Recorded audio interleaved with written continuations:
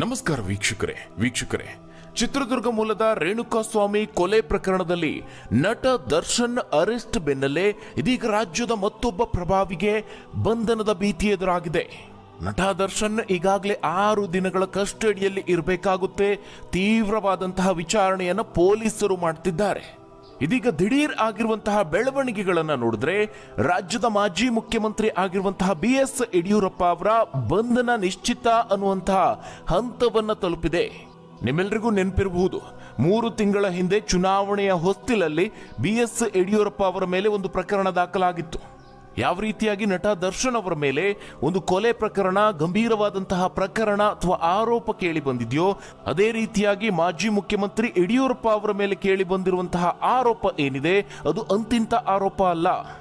ಅಪ್ರಾಪ್ತ ಬಾಲಕಿ ಮೇಲಿನ ಲೈಂಗಿಕ ಕಿರುಕುಳ ಪ್ರಕರಣ ಇದು. ಕೇವಲ ಅಷ್ಟೇ ಅಲ್ಲದೆ ಈ ಒಂದು ಪ್ರಕರಣಕ್ಕೆ ಒಂದು ಬಿಗ್ ಟ್ವಿಸ್ಟ್ ಸಿಕ್ಕಿದೆ. ಈ ಒಂದು ಪ್ರಕರಣ ಕೋರ್ಟ್ನಲ್ಲಿ ವಿಚಾರಣೆಯ ಹಂತದಲ್ಲಿ ಇರುವಂತಹ ಸಂದರ್ಭದಲ್ಲೇ ದೂರು ಕೊಟ್ಟಂತಹ ದೂರುದಾರೆ ದಿಢೀರಂತ ಸಾವನ್ನಪ್ಪಿದ್ದಾರೆ. ಇದು ಕೂಡ ಸಾಕಷ್ಟು ಅನುಮಾನಗಳಿಗೆ ಎಡೆ ಮಾಡಿಕೊಟ್ಟಿದೆ. ಇದೀಗ ಆಕೆಯ ಸಾವಿನ ರಹಸ್ಯ ಬಯಲಾಗಿದೆ. ಇದೀಗ ಚುನಾವಣೆಯ ಫಲಿತಾಂಶದ ನಂತರ ದಿಢೀರ್ ಬೆಳವಣಿಗೆ ಆಗಿದೆ. ಈ ಒಂದು ಪ್ರಕರಣದಲ್ಲಿ ಯಡಿಯೂರಪ್ಪ ಅವರನ್ನ ಬಂಧಿಸುವ ಸಿದ್ಧತೆ ನಡೆದಿದೆ ಅನ್ನುವಂತಹ ಸುದ್ದಿ ವರದಿ ಆಗ್ತಾ ಇದೆ. ಆದ್ರೆ ಇದರಲ್ಲಿ ಗಮನಿಸಬೇಕಾದ ಅಂಶ ಏನಪ್ಪಾ ಅಂತ ಹೇಳಿದ್ರೆ, ಒಂದು ವೇಳೆ ಮಾಜಿ ಮುಖ್ಯಮಂತ್ರಿ ಯಡಿಯೂರಪ್ಪ ಅವರನ್ನ ಬಂಧಿಸಿದ್ದೇ ಆದಲ್ಲಿ ಸದ್ಯದ ಮಟ್ಟಿಗೆ ಅವರಿಗೆ ಯಾವುದೇ ಕಾರಣಕ್ಕೂ ಬೇಲ್ ಸಿಗೋದಿಲ್ಲ. ಹಾಗಾದ್ರೆ ಏನಿದು ಪ್ರಕರಣ? ಬಂಧನವಾಗ್ತಾರ ಮಾಜಿ ಮುಖ್ಯಮಂತ್ರಿ BS ಯಡಿಯೂರಪ್ಪ? ನಟ ದರ್ಶನ್ ಬಂಧನದ ಬೆನ್ನಲ್ಲೇ ಮುನ್ನೆಲೆಗೆ ಬಂದಂತಹ ಈ ಒಂದು ಪೋಕ್ಸೋ ಪ್ರಕರಣ, ಅದರಲ್ಲಿ ಎದುರಾದಂತಹ ಮತ್ತೊಂದು ಬಿಗ್ ಟ್ವಿಸ್ಟ್ ಏನು? ದೂರುದಾರೆ ಸಾವನ್ನಪ್ಪೋದಕ್ಕೆ ನಿಜವಾದ ಕಾರಣ ಏನು? ಜೊತೆಗೆ ಇದೇ ಒಂದು ಪ್ರಕರಣದಲ್ಲಿ ಒಂದು ಶಾಕಿಂಗ್ ಮಾಹಿತಿ ಇದೆ. ಆ ಎಲ್ಲ ಸಂಪೂರ್ಣ ಮಾಹಿತಿಯನ್ನು ನೋಡೋಣ. ವೀಕ್ಷಕರೇ, ಮಾಜಿ ಮುಖ್ಯಮಂತ್ರಿ BS ಯಡಿಯೂರಪ್ಪ ಅವರನ್ನ ಮತ್ತೆ ಬಂಧಿಸಿ ಜೈಲಿಗೆ ಕಳುಹಿಸಲು ಸರ್ಕಾರ ಸಿದ್ಧತೆ ನಡೆಸಿದೆಯಾ? ಈ ರೀತಿಯಾದಂತಹ ಒಂದು ಅನುಮಾನ ಮೂಡೋದಕ್ಕೆ ಶುರುವಾಗಿದೆ. ಇದೀಗ ಆಗಿರುವಂತಹ ದಿಢೀರ್ ಬೆಳವಣಿಗೆಗಳನ್ನು ನೋಡಿದ್ರೆ ಯಡಿಯೂರಪ್ಪ ಅವರ ಬಂಧನ ನಿಶ್ಚಿತ ಅನ್ನುವಂತಹ ಹಂತಕ್ಕೆ ಹೋಗಿ ತಲುಪಿದೆ. 3 ತಿಂಗಳ ಹಿಂದೆ ಲೋಕಸಭಾ ಚುನಾವಣೆಗೂ ಮೊದಲು ದಾಖಲಾಗಿದ್ದಂತಹ ಅಪ್ರಾಪ್ತ ಬಾಲಕಿ ಮೇಲಿನ ಲೈಂಗಿಕ ಕಿರುಕುಳ ಪ್ರಕರಣ ಚುನಾವಣೆಯ ಫಲಿತಾಂಶದ ನಂತರ ದಿಢೀರ್ ಬೆಳವಣಿಗೆ ಕಂಡಿದೆ. ಯಡಿಯೂರಪ್ಪ ಅವರನ್ನ ಈ ಒಂದು ಪ್ರಕರಣದಲ್ಲಿ ಬಂಧಿಸುವಂತಹ ಸಿದ್ಧತೆ ನಡೆದಿದೆ ಎನ್ನಲಾಗಿದೆ. ಫೆಬ್ರವರಿ 2ನೇ ತಾರೀಕಿನಂದು ಡಾಲರ್ಸ್ ಕಾಲೋನಿಯಲ್ಲಿರುವಂತಹ ಯಡಿಯೂರಪ್ಪ ಅವರ ಮನೆಗೆ ತಮ್ಮ 17 ವರ್ಷದ ಮಗಳ ಜೊತೆಗೆ ಓರ್ವ ಮಹಿಳೆ ತೆರಳಿದ್ರು. ಆಗ ಬಾಲಕಿ ಜೊತೆಗೆ ಅನುಚಿತವಾಗಿ ಯಡಿಯೂರಪ್ಪ ಅವರು ವರ್ತಿಸಿದ್ದಾರೆ ಅಂತ ದೂರು ದಾಖಲಾಗಿತ್ತು. ಈ ಬಗ್ಗೆ ಸೂಕ್ತವಾದಂತಹ ತನಿಖೆಯನ್ನು ನಡೆಸಿ ಕಾನೂನು ಕ್ರಮ ಜರುಗಿಸುವಂತೆ ಸದಾಶಿವನಗರ ಠಾಣೆಗೆ ಮಾರ್ಚ್ 14ರಂದು ಸಂತ್ರಸ್ತೆ ತಾಯಿ ದೂರನ್ನು ನೀಡಿದ್ರು. ಅದರಂತೆ ಯಡಿಯೂರಪ್ಪ ಅವರ ವಿರುದ್ಧವಾಗಿ ಪೋಕ್ಸೋ ಕಾಯ್ದೆಯಡಿ FIR ಅನ್ನು ದಾಖಲು ಮಾಡಲಾಗಿತ್ತು. ಅದರ ಬೆನ್ನಲ್ಲೇ ಸಾಮಾಜಿಕ ಜಾಲತಾಣಗಳಲ್ಲಿ ಈ ಒಂದು ಪ್ರಕರಣಕ್ಕೆ ಸಂಬಂಧಪಟ್ಟಿದ್ದು ಎನ್ನಲಾದ ಒಂದು ವಿಡಿಯೋ ಕೂಡ ವೈರಲ್ ಆಗುತ್ತೆ. ಆ ವಿಡಿಯೋದ ಸಂಭಾಷಣೆಯಲ್ಲಿ ಓರ್ವ ಮಹಿಳೆ ನನ್ನ ಮಗಳಿಗೆ ಏನ್ ಮಾಡಿದ್ರಿ ಅಂತ ಪ್ರಶ್ನೆಯನ್ನ ಮಾಡ್ತಾರೆ. ಮತ್ತೊಂದು ಕಡೆ ನಿನ್ನ ಮಗಳಿಗೆ ಏನೂ ಮಾಡಿಲ್ಲ, ಕೇವಲ ಚೆಕ್ ಮಾಡಿದೆ ಅಷ್ಟೇ ಅಂತ ಒಂದು ಪುರುಷ ಧ್ವನಿ ಕೇಳಿ ಬರುತ್ತೆ. ಈ ಪ್ರಕರಣ ಸಂಬಂಧ ಯಡಿಯೂರಪ್ಪ ಅವರಿಗೆ CID ಪೊಲೀಸರು ಮಂಗಳವಾರ ದಿಢೀರಂತ ನೋಟಿಸ್ ಅನ್ನ ನೀಡಿದ್ದಾರೆ. ಅದು ಕೂಡ ಬುಧವಾರವೇ ವಿಚಾರಣೆಗೆ ಹಾಜರಾಗಲೇಬೇಕು ಅಂತ ಸೂಚನೆಯನ್ನ ನೀಡಿದ್ದಾರೆ. ಕೇವಲ ಅಷ್ಟೇ ಅಲ್ಲ ವೀಕ್ಷಕರೇ, ಇನ್ನೊಂದೆಡೆ ಇದೇ ಪ್ರಕರಣದಲ್ಲಿ ಯಡಿಯೂರಪ್ಪ ಅವರನ್ನ ಬಂಧಿಸುವ ಆದೇಶವನ್ನ ಕೋರಿ ಹೈಕೋರ್ಟ್ನಲ್ಲಿ ಸಂತ್ರಸ್ತೆಯ ಕುಟುಂಬ ಮನವಿ ಮಾಡಿಕೊಂಡಿದೆ. ಇದೇ ಈಗ ಯಡಿಯೂರಪ್ಪ ಅವರಿಗೆ ಒಂದು ದೊಡ್ಡ ಸಂಕಷ್ಟವನ್ನ ತಂದಿಟ್ಟಿದೆ. ಈ ಒಂದು ಪ್ರಕರಣ ದಾಖಲಾಗಿ ಸುಮಾರು 3 ತಿಂಗಳು ಕಳೀತಾ ಬಂದಿದೆ. ಆದ್ರೆ ಈವರೆಗೆ ಈ ಒಂದು ಪ್ರಕರಣದಲ್ಲಿ ಯಡಿಯೂರಪ್ಪ ಅವರು ಯಾವುದೇ ನಿರೀಕ್ಷಣಾ ಜಾಮೀನಿಗೆ ಅರ್ಜಿಯನ್ನ ಸಲ್ಲಿಸಿಲ್ಲ. ಬಹುತೇಕ ಇಂತಹ ಪ್ರಕರಣಗಳಲ್ಲಿ ಆರೋಪಿಗಳಿಗೆ ಜಾಮೀನು ಸಿಗೋದಿಲ್ಲ. ಆದ್ರೆ ವೀಕ್ಷಕರೇ, ಈ ಒಂದು ಪ್ರಕರಣದಲ್ಲಿ ಬಹಳ ಪ್ರಮುಖವಾಗಿ ಗಮನಿಸಬೇಕು, ಚುನಾವಣೆಗೂ ಮೊದಲು ಇದೇ ಪ್ರಕರಣದಲ್ಲಿ ಇಂತಹ ಪರಿಸ್ಥಿತಿ ಇರಲಿಲ್ಲ. ಹೆಚ್ಚು ಕಡಿಮೆ B ರಿಪೋರ್ಟ್ ಸಲ್ಲಿಸಬಹುದು ಎನ್ನಲಾಗಿದ್ದ ಪ್ರಕರಣ ಇದೀಗ ದಿಢೀರ್ 2 ಬೆಳವಣಿಗೆ ಕಂಡಿದೆ. ಹೀಗಾಗಿ ಇದನ್ನ ರಾಜಕೀಯ ಪ್ರೇರಿತ ಅಂತಲೂ ಕೂಡ ಹೇಳಲಾಗ್ತಾ ಇದೆ. ಆದ್ರೆ ವೀಕ್ಷಕರೇ, ಈ ಒಂದು ಪ್ರಕರಣದಲ್ಲಿ ಒಂದು ಟ್ವಿಸ್ಟ್ ಎದುರಾಗಿದೆ. ಈ ಹಿಂದೆ ಲೈಂಗಿಕ ಕಿರುಕುಳ ಆರೋಪ ಕೇಳಿ ಬಂದಂತಹ ಸಂದರ್ಭದಲ್ಲಿ, ಅಂದ್ರೆ ಆರಂಭದಲ್ಲಿ ಇದು ಸತ್ಯಕ್ಕೆ ದೂರವಾದಂತಹ ಆಪಾದನೆ ಅನ್ನುವಂತಹ ಮಾತುಗಳು ಕೇಳಿ ಬಂದಿದ್ವು. ಇದಲ್ಲದೆ ದೂರು ನೀಡಿದಂತಹ ಮಹಿಳೆ ಯಡಿಯೂರಪ್ಪ ಅವರಲ್ಲದೆ ಇತರ 53 ವಿವಿಧ ಗಣ್ಯರ ಮೇಲೂ ಕೂಡ ದೂರನ್ನ ದಾಖಲು ಮಾಡಿದ್ರು. ವೀಕ್ಷಕರೇ, ಆ ಸಂದರ್ಭದಲ್ಲಿ ದೂರು ನೀಡಿದಂತಹ ಸಂತ್ರಸ್ತೆಯ ತಾಯಿಯನ್ನ ಮಾನಸಿಕ ಅಸ್ವಸ್ಥೆ ಅಂತ ಗೃಹ ಸಚಿವರಾದಂತಹ ಡಾಕ್ಟರ್ ಜಿ ಪರಮೇಶ್ವರ್ ಅವರು ಒಂದು ಹೇಳಿಕೆಯನ್ನು ಕೊಟ್ಟಿದ್ರು. ಇದೇ ಈಗ ಬಹಳ ಚರ್ಚೆಗೆ ಕಾರಣವಾಗಿರುವಂತಹ ವಿಚಾರ. ಹೀಗೆಲ್ಲ ಇದ್ರೂ ಕೂಡ ತನಿಖೆ ದಿಢೀರಂತ ಈ ಹಂತಕ್ಕೆ ಬೆಳವಣಿಗೆ ಕಂಡಿರೋದು ರಾಜಕೀಯದಲ್ಲಿ ಹಲವರು ಈಗ ಸಂಶಯವನ್ನ ವ್ಯಕ್ತಪಡಿಸುತ್ತಿದ್ದಾರೆ. ಈ ಒಂದು ಸಂಶಯಕ್ಕೆ ತದ್ವಿರುದ್ಧವಾಗಿ ಒಂದು ಶಾಕಿಂಗ್ ಮಾಹಿತಿ ಇದೆ. 81 ವರ್ಷದ BS ಯಡಿಯೂರಪ್ಪ ಅವರ ವಿರುದ್ಧವಾಗಿ ಲೈಂಗಿಕ ದೌರ್ಜನ್ಯ ಆರೋಪ ಮಾಡಿದಂತಹ ಮಹಿಳೆ ಇತ್ತೀಚೆಗೆ ಬೆಂಗಳೂರಿನಲ್ಲಿ ಮೃತಪಟ್ಟಿದ್ದಾರೆ. ಇದು ಚುನಾವಣೆಯ ಸಂದರ್ಭದಲ್ಲಿ ಆಗಿರುವಂತಹ ಘಟನೆ, ಹೆಚ್ಚು ಸುದ್ದಿ ಆಗಿರಲಿಲ್ಲ. ಶ್ವಾಸಕೋಶದ ಕ್ಯಾನ್ಸರ್ನಿಂದ ಬಳಲುತ್ತಿದ್ದಂತಹ ಈ ಮಹಿಳೆ ಬೆಂಗಳೂರಿನ ಹುಳಿಮಾವಿನ ಖಾಸಗಿ ಆಸ್ಪತ್ರೆಯಲ್ಲಿ ಮೃತಪಟ್ಟಿದ್ದಾರೆ ಎನ್ನಲಾಗಿದೆ. ಇಲ್ಲಿಗೆ ಈ ಒಂದು ಪ್ರಕರಣ ಕ್ಲೋಸ್ ಅಂತಲೇ ಎಲ್ಲರೂ ಭಾವಿಸಿದ್ರು. ಅಲ್ಲದೆ ಈ ಒಂದು ಪ್ರಕರಣದಲ್ಲಿ ಯಾವುದೇ ಹುರುಳಿಲ್ಲ ಅಂತ ಯಡಿಯೂರಪ್ಪ ಅವರು ಸಹ ಜಾಮೀನು ಪಡೆಯುವಂತಹ ಗೋಜಿಗೂ ಹೋಗಿಲ್ಲ. ಆದರೆ ದಿಢೀರ್ ಬೆಳವಣಿಗೆಯಲ್ಲಿ ಯಡಿಯೂರಪ್ಪ ಅವರಿಗೆ ಈಗ CID ಪೊಲೀಸರು ನೋಟಿಸ್ ನೀಡಿ ವಿಚಾರಣೆಗೆ ಹಾಜರಾಗುವಂತೆ ತಿಳಿಸಿದ್ದಾರೆ.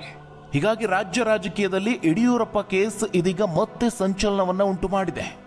ಇನ್ನು ಇದೇ ಪ್ರಕರಣವನ್ನ ರಾಜಕೀಯವಾಗಿ ಯಾವ ರೀತಿಯಾಗಿ ವಿಶ್ಲೇಷಣೆ ಮಾಡಲಾಗ್ತಿದೆ ಅನ್ನೋದನ್ನು ನೋಡೋದಾದ್ರೆ, ಪ್ರಕರಣ ಸಂಬಂಧ ವಿಚಾರಣೆ ನಡೆದು ಇನ್ನೇನು ಇದರಲ್ಲಿ ಹುರುಳಿಲ್ಲ ಅನ್ನುವಂತಹ ನಿಲುವಿಗೆ ಅಧಿಕಾರಿಗಳು ಬರತೊಡಗಿದ್ರು.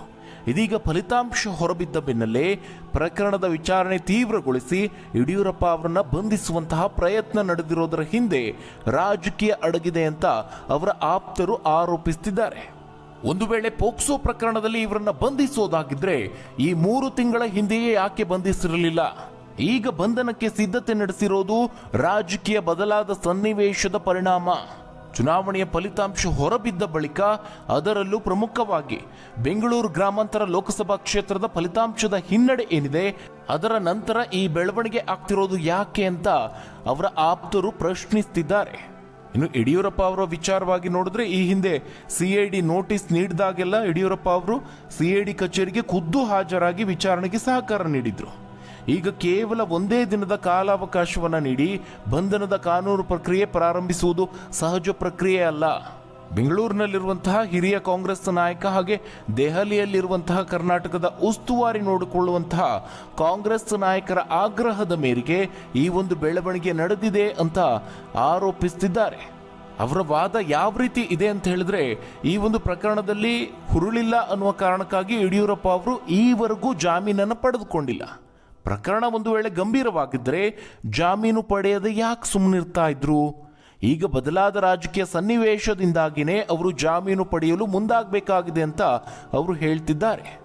ಒಂದು ವೇಳೆ ಯಡಿಯೂರಪ್ಪ ಅವರನ್ನ ಬಂಧಿಸೋದಾದ್ರೆ, ಅಷ್ಟಕ್ಕೂ ಇದೇ ಮಹಿಳೆ ನೀಡಿದಂತಹ ಈ ಹಿಂದಿನ 53 ಗಣ್ಯರ ವಿರುದ್ಧದ ದೂರುಗಳನ್ನು ಆಧರಿಸಿ ಆ 53 ಗಣ್ಯರನ್ನು ಬಂಧಿಸೋದಕ್ಕೆ ಸಾಧ್ಯನಾ?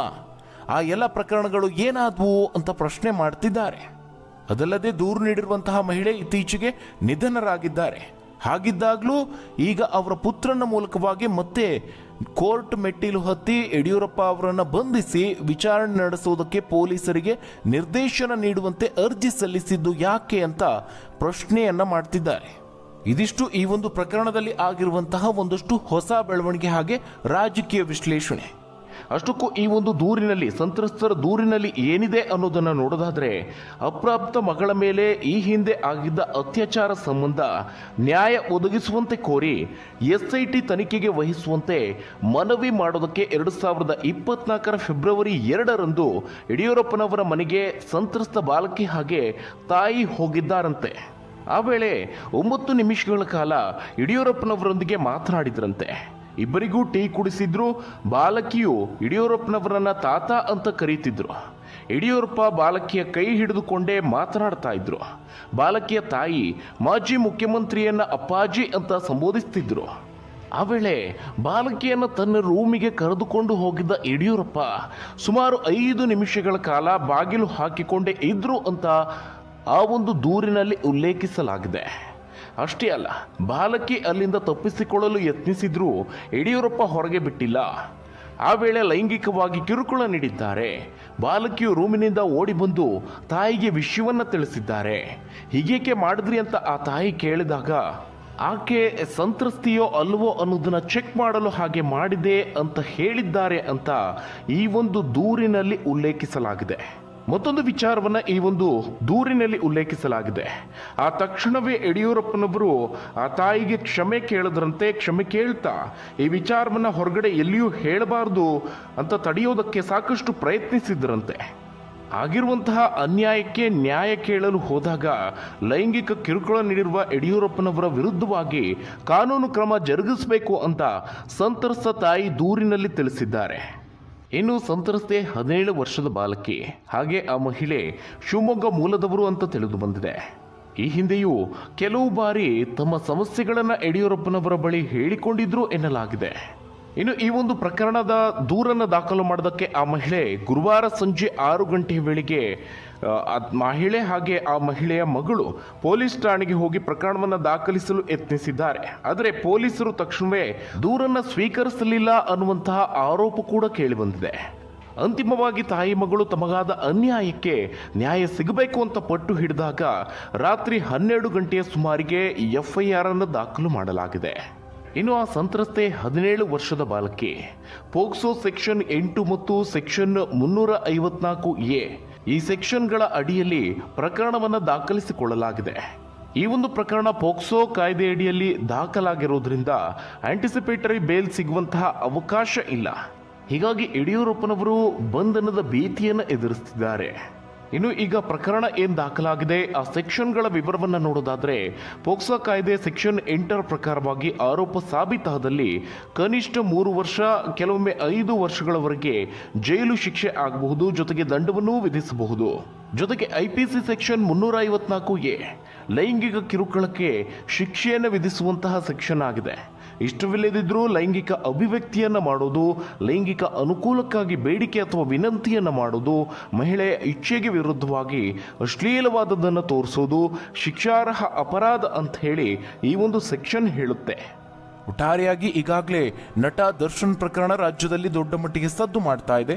ಅದರ ಬೆನ್ನಲ್ಲೇ ಇದೀಗ ಯಡಿಯೂರಪ್ಪ ಅವರ ಬಂಧನ ಆಗುತ್ತಾ ಅನ್ನುವಂತಹ ಸುದ್ದಿ ಕೂಡ ವರದಿಯಾಗ್ತಾ ಇದೆ. ಒಟ್ಟಾರೆಯಾಗಿ ಪ್ರಕರಣ ಯಾವ ರೀತಿಯಾಗಿ ಮುಂದೆ ತಿರುವು ಪಡೆದುಕೊಳ್ಳುತ್ತೆ ಕಾದು ನೋಡಬೇಕು. ಈ ಒಂದು ಪ್ರಕರಣದ ಬಗ್ಗೆ ನೀವೇನಂತೀರಾ? ನಿಮ್ಮ ಅನಿಸಿಕೆ, ಅಭಿಪ್ರಾಯವನ್ನ ಕಮೆಂಟ್ ಮೂಲಕ ತಿಳಿಸಿ. ಧನ್ಯವಾದಗಳು ವೀಕ್ಷಕರೇ.